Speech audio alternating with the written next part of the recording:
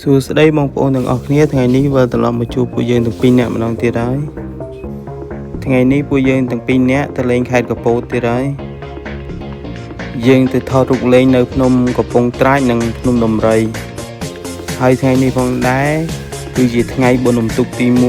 1ឃើញតែតាមផ្លូវសម្បូរបងប្អូនយើងធ្វើដំណើរទៅលេងខេត្តកំពង់ច្រើនមែនទែនរីឯចរាចរណ៍តាមដងផ្លូវគឺមានសភាពធម្មតាទេអត់មានការកកស្ទះទេដោយសារតែតាមផ្លូវជាតិលេខ3នេះធំទូលាយនិងងាយស្រួលឲ្យបងប្អូនធ្វើដំណើរ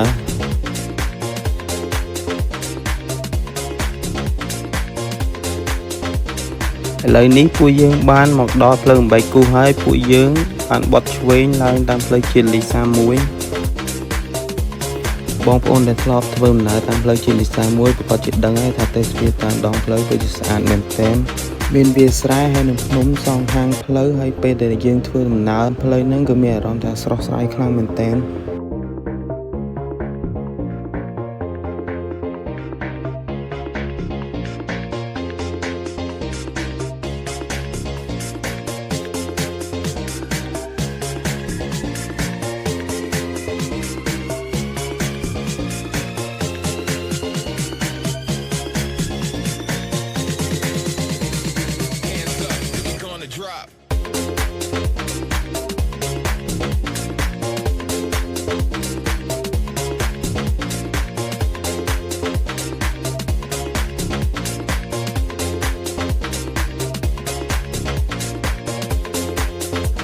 មកដល់ផ្លូវបត់ចូលភ្នំកំពង់ត្រាចពួកយើងក៏បានឈប់ចូលញ៉ាំអាហារពេលព្រឹកបាយហើយនឹងកាទៀវកន្លែងគាត់ឆ្ងាញ់ឲ្យទទួលយកបានហើយតម្លៃក៏សមរម្យផងដែរ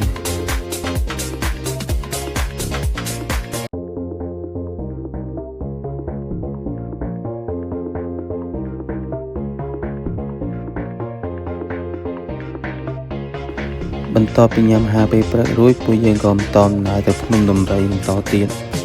យើងធ្វើដំណើរតាមផ្លូវពិតជា fresh ខ្លាំងមែនទែនទេសភាពពិតជាស្អាតខ្លាំងណាស់ដោយតែបងប្អូនឃើញនៅក្នុងវីដេអូនេះអញ្ចឹងហើយបើបងប្អូនចូលចិត្តវីដេអូនេះកុំភ្លេចជួយ like comment និង share វីដេអូនេះដើម្បីឲ្យមនុស្សជាទីស្រឡាញ់ឬក៏មិត្តភ័ក្តិរបស់បងប្អូនបានទស្សនាផង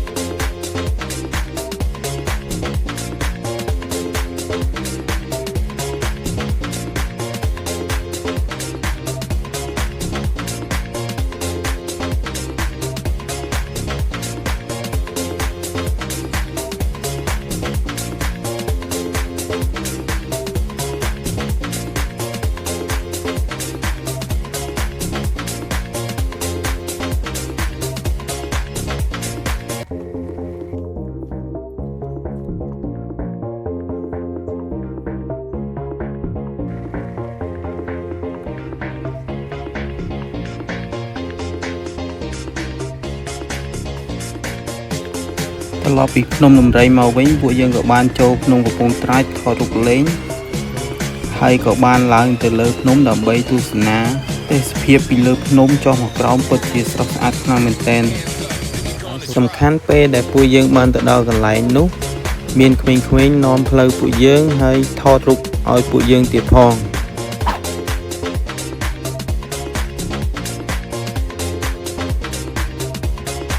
ឥឡូវពួកយើងបានមកដល់ខាងលើហើយមើលទេសភាពនៅខាងក្រោម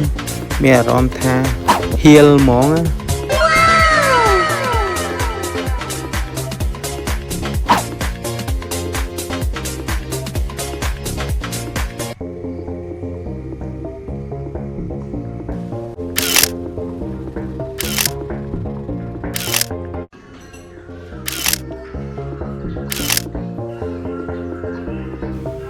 រូបដែលពួកយើងពីរនាក់ថតជុំគ្នាគឺបានបងប្រុសដែលនាំផ្លូវឡើងទៅលើថតឲ្យរូបគាត់ថតមកមួយពិតជាស្អាតខ្លាំងមែនទែនបន្ទាប់ពីថតរូបលេងហើយពួកយើងក៏បានចុះមកក្រោមវិញពេលដែលពួកយើងចុះមកដល់ក្រោមវិញមេឃក៏ចាប់ផ្ដើមភ្លៀងហើយវីដេអូពួកយើងក៏បានមកដល់ទីបញ្ចប់ផងដែរសូមអរគុណសម្រាប់ការតាមដានទស្សនាពីដើមរហូតដល់ចប់ជួបពួកយើងទាំងពីរនាក់នៅវីដេអូក្រោយទៀតសូមអរគុណ